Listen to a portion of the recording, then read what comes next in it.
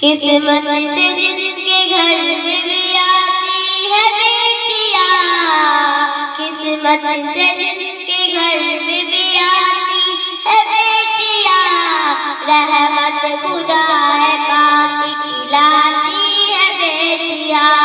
किस्मत से जिनके घर में भी आती है बेटियां, रहमत खुदा पाक की लाती है बेटियां।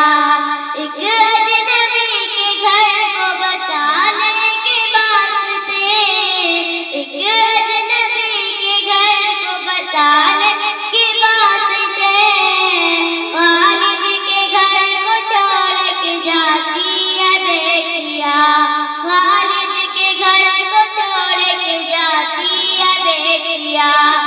किस्मत से जिनके घर में भी आती है बेटियां, रहमत खुदा पाक की लाती है बेटियां। एक अजनबी के घर को बसाने के वास्ते, एक अजनबी के घर को बसाने के वास्ते, वालिद के घर को छोड़ के जाती है बेटियां, वालिद के घर को, वालिद के घर को, वालिद के घर को छोड़ के जाती है बेटियां। माँ बाप की सदा पे लब्बैक बोल के, माँ बाप की सदा पे लब्बैक बोल के।